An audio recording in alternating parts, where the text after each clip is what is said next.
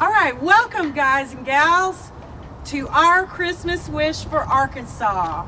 Because just like the Who's in Whoville, we're staring down a Grinch that's determined to steal our joy by sending the Diamond Oil Pipeline from Oklahoma all the way to Memphis.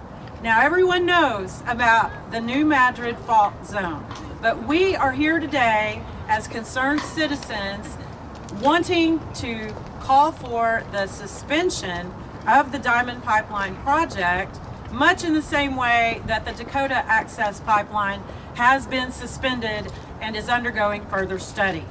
Just like the Dakota Access Pipeline, the Diamond Oil Pipeline is a Valero project from out of state that is not recognizing the sovereignty of the people in the state that it's crossing. There are so many people in Arkansas that are unaware that the Diamond Pipeline is even a threat to all of our watersheds, all of our rivers, our richest farmland, and the Delta and everything downstream.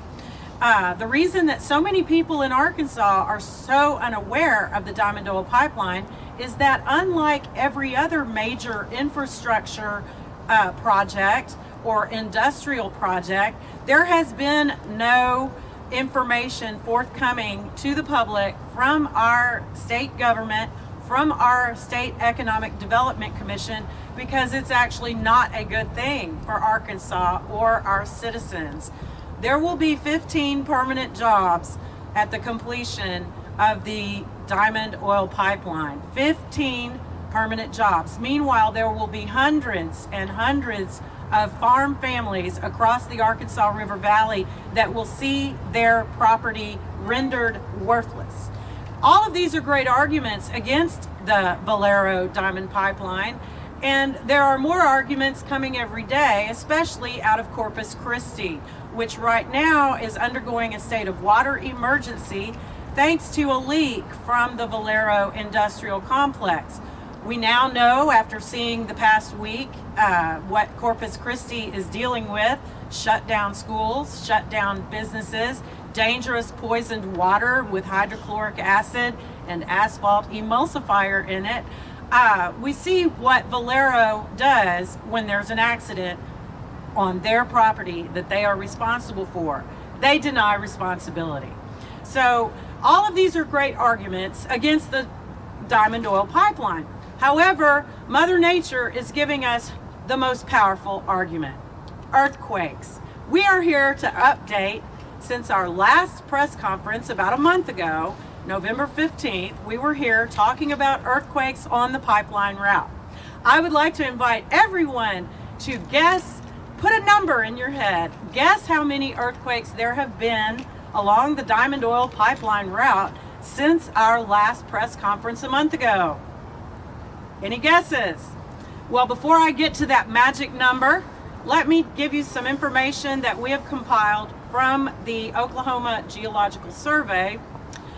The majority of recent earthquakes in central and north central Oklahoma are very likely triggered by the injection of oil and gas wastewater in deep underground disposal wells. And the rate of magnitude 3 and higher earthquakes has increased by approximately 600 times over the past few years in Oklahoma, and they are being felt in Arkansas along the pipeline route. For example, in Oklahoma, before 2008, the rate of 3 magnitude and higher earthquakes was 1.5 per year. Now, it is 2.5 per day.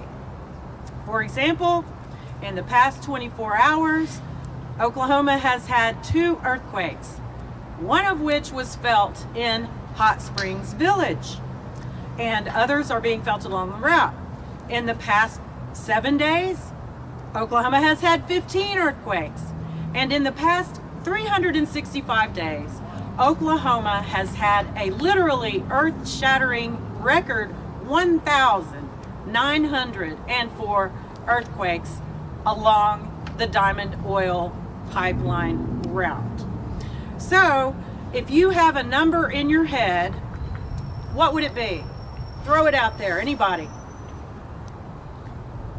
64 earthquakes in the time since we last presented our request to the leaders of Arkansas, the state, our representatives, our agencies, to protect the natural state, keep the natural state natural. This is our Christmas wish for Arkansas. We're not out Christmas shopping right now.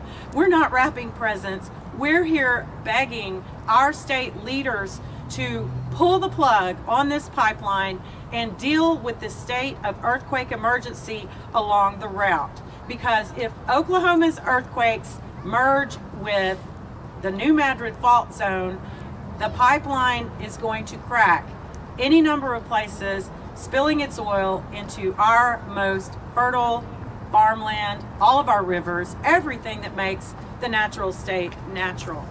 And if anyone else would like to step up and add to this plea, I will gladly turn the microphone over to our Arkansas water protectors.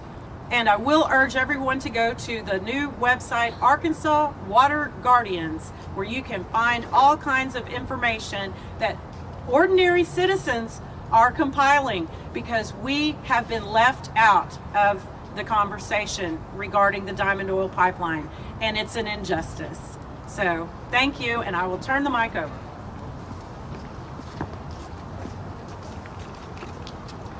I'll be brief.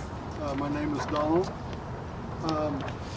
It is very important to protect our water and our soil, but it's equally important to protect our climate. And if this pipeline is built, they will have to transmit oil through it in order to pay for it, and that will increase the carbon dioxide emissions into the atmosphere and increase global warming and climate change. So, as Bill McKibben says from 350.org, when you find yourself in a hole, stop digging.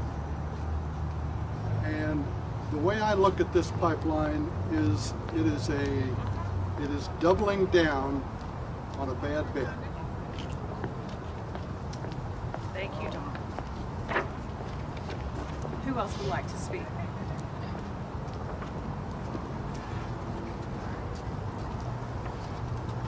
I'm Marge. I'm from Conway.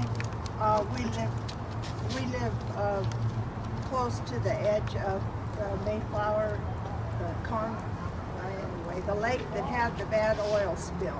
I know people whose health is permanently affected by it, and I'm learning more. I worked as a healthcare giver for some decades, and I'm really concerned about the health of Arkansans, and I'm concerned about my own health.